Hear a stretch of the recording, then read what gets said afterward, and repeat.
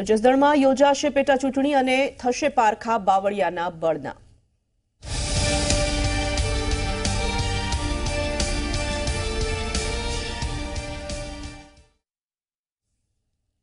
કુંવરજી બાવળિયા એફિડેવિટમાં પોતાની સંપત્તિ રજૂ કરી છે। બાવળિયા પાસે રોકડ 50,000 રૂપિયા છે।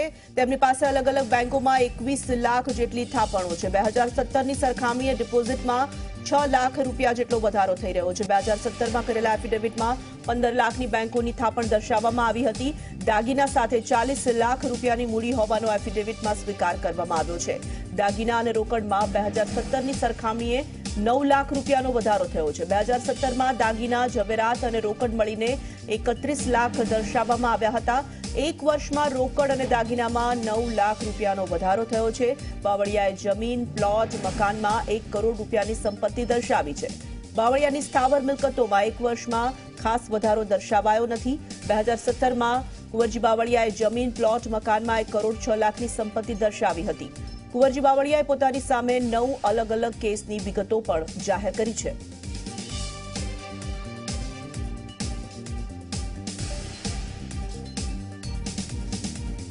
रक्षित पंड्या जोड़ाई गया है વધુ વિગતો સાથે ફોન લાઈન પર। રક્ષિત, કુંવરજી બાવળિયાએ આજે એફિડેવિટ રજૂ કરીને પોતાની સંપત્તિ જાહેર કરી છે। ગત જે એફિડેવિટ હતી તેના કરતા આ એફિડેવિટમાં કયા કયા ફેરફાર દેખાઈ રહ્યા છે? તોરલ ચોક્કસથી આજે જ્યારે કુંવરજીભાઈ બાવળિયા છે તે પોતાનું ઉમેદવારી પત્રક નોંધાવી હતી તે સમયે જે એફિડેવિટ કરીને પોતાની જે સંપત્તિ છે તે પણ આની અંદર રજૂ કરી છે। ખાસ કરીને આ વખતે જ્યારે પેટા ચૂંટણીની અંદર જે એફિડેવિટ રજૂ કરવામાં આવ્યું છે તેની અંદર બાવળિયાએ છે તે 50,000 રૂપિયાની રોકડ છે તે દર્શાવી છે। સાથોસાથ લગભગ અલગ અલગ બેંકોની અંદર 21 લાખ રૂપિયાની થાપણો હોવાનું પણ આ એફિડેવિટની અંદર જણાવ્યું છે। જે 2017ની જે વિધાનસભાની ચૂંટણી હતી તેની અંદર જે સરખામણી કરવામાં તો એ ડિપોઝિટમાં 6 લાખ રૂપિયાનો વધારો છે તે આ વખતની પેટા ચૂંટણીની અંદર જોવા મળ્યો છે।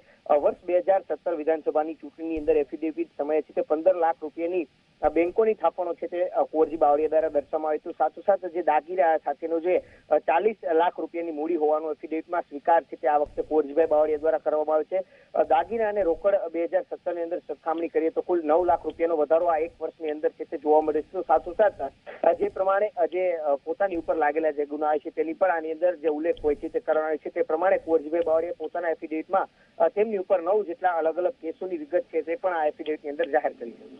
બિલકુલ રક્ષિત, આભાર તમામ જાણકારી માટે। તો 2017ની સરખામણીએ ડિપોઝિટમાં 6 લાખનો વધારો નોંધવામાં આવ્યો છે। દાગીના સાથે 40 લાખ રૂપિયાની મૂડી હોવાનો કુંવરજી બાવળિયા દ્વારા એફિડેવિટમાં સ્વીકાર કરાયો છે। જમીન, પ્લોટ, મકાનમાં 1 કરોડ રૂપિયાની સંપત્તિ દર્શાવવામાં આવી છે। કુંવરજી બાવળિયાએ આજે ઉમેદવારી પત્ર ભર્યું અને એફિડેવિટ પણ રજૂ કરી છે અને તેમાં તેમની સંપત્તિ વિશે પણ જાણકારી આપી। જસદણ વિધાનસભાની પેટા ચૂંટણીને લઈને કોંગ્રેસમાંથી ભાજપમાં જોડાયેલા કુંવરજી બાવળિયા ઉમેદવારી ફોર્મ ભર્યું। બાવળિયાએ કેન્દ્રીય મંત્રી પુરુષોત્તમ રૂપાલા, મનસુખ માંડવિયા, કેબિનેટ મંત્રી સૌરભ પટેલ, વિભાવરી દવે સહિત અનેક નેતાઓની હાજરીમાં ફોર્મ ભર્યું છે। ફોર્મ ભર્યા બાદ બાવળિયાએ જીતનો આશાવાદ વ્યક્ત કર્યો અને કોંગ્રેસ પર પ્રહાર કર્યા હતા અને વધુમાં જણાવ્યું કે અમે મોટી સરસાઈથી જીતીશું તેમજ ભાજપના અનેક નેતાઓએ પણ જીતનો વિશ્વાસ વ્યક્ત કર્યો હતો।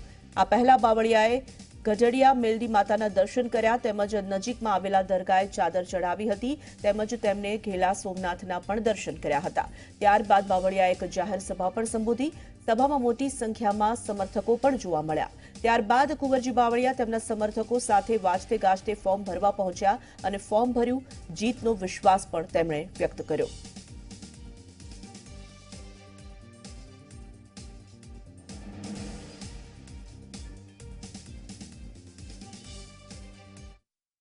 અમે આજે ઉમેદવારી પત્ર રજૂ કર્યું છે, ભર્યું છે।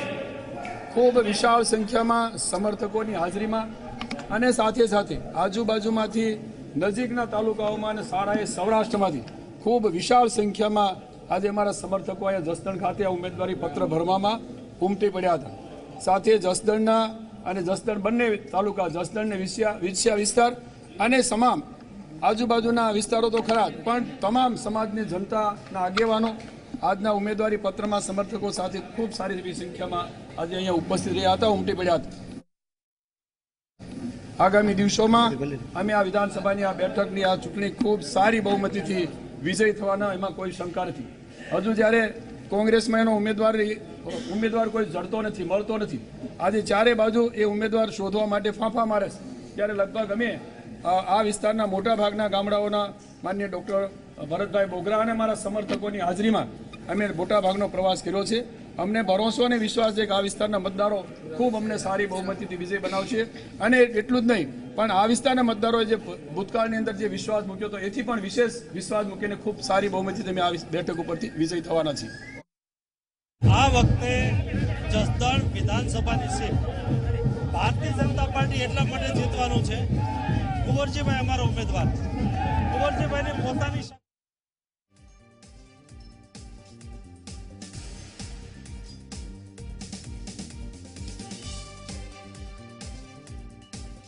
જસદણની પેટા ચૂંટણી રસપ્રદ બની છે. ભાજપના ઉમેદવાર તરીકે કુંવરજી બાવળિયાએ ઉમેદવારી ફોર્મ ભર્યું, ત્યારે કોંગ્રેસ તરફથી અવસર નાખ્યા ભોળાભાઈ ગોહિલ, ધીરુ શિંગાળા અને ગજેન્દ્ર રામાણીએ ફોર્મ લીધા છે. એ અલગ વાત છે કે કોંગ્રેસે હજુ સુધી પોતાના ઉમેદવારનું નામ જાહેર નથી કર્યું, પણ સંભાવના એવી છે કે નામને લઈને ઊભી થયેલી વિકટ સ્થિતિને કારણે કોંગ્રેસે પોતાના તમામ સંભવિતોને ફોર્મ લેવાની સૂચના આપી છે. હવે જોવાનું એ છે કે ફોર્મ લેનારા અવસર નાખ્યા ભોળાભાઈ ગોહિલ, ગજેન્દ્ર રામાણી અને ધીરુ શિંગાળામાંથી કયા સંભવિત પર કોંગ્રેસ પસંદગીની મહોર મારે છે. આ સમયે રાજકોટના પૂર્વ મેયર અશોક ડાંગરે જણાવ્યું છે કે સોમવારે સવારે કોંગ્રેસના ઉમેદવાર ચૂંટણી ફોર્મ ભરશે.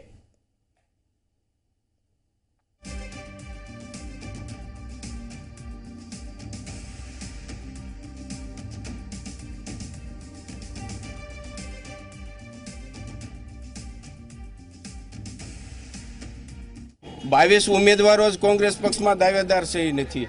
માત્ર 8 ઉમેદવારોએ જ સહી દાવેદારી સહી નોંધાવી છે.